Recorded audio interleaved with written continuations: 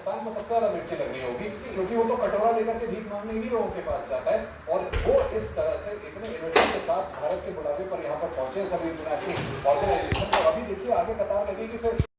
में निवेश के क्षेत्र में क्या कुछ अन्य देशों, आज ऋषि सुनक से भी एफटीए को लेकर चर्चा हो सकती है, क्या भारत को मिलता हुआ आप देखते हैं? देखिए, मैं समझता हूँ जो भारत की छवि, अब ये जो हमने G20 की अध्यक्षता ली है और पिछले 9 महीने से हम इस पर काम कर रहे हैं, तो भारत की छवि तो पूरी दुनिया में, विश्व में बहुत ऊंची उभरी है। देखिए, ये हमको समझना होगा जो अभी जो पूरी दुनिया के हालात हैं, अभी जो हमने बात की है, जो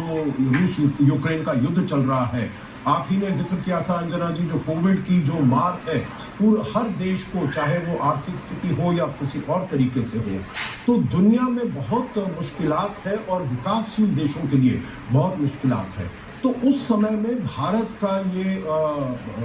इसकी प्रेसिडेंसी लेना, अध्यक्षता लेना बहुत ही महत्वपूर्ण है, और जिस प्रकार से भारत ने इसको ऑर्गेनाइज किया है और जो नए इनिशिएटिव्स लिए हैं, नई पहलें ली है भारत ने, मैं समझता हूँ उससे भारत का कद पूरी दुनिया में बहुत ऊंचा हुआ है। इसके साथ साथ जो संकेत यही है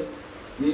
अभी तक कुछ ऐसे मसले हैं जिन पे सहमति। देखिए कितनी गर्मजोशी से दोनों हाथों से पकड़ के उनका स्वागत कर रहे हैं। जानते हैं क्या स्ट्रैटेजिक इंपॉर्टेंस है हमारे लिए मिडिल ईस्ट कंट्रीज का, और बहुत ही प्रमुख नेता है ओमान के हेड ऑफ स्टेट, जिनका इमेजेस हैं। देखिए दोनों ही देशों में ना इलेक्शन भी पेंडिंग है, कल दोनों की द्विपक्षीय बातचीत हुई है। बड़ा जरूरी है, मैं ये कहना भी मुझे लगता है बहुत इंपॉर्टेंट है कि शेख हसीना अगर बांग्लादेश में कंटिन्यू करें तो भारत के लिए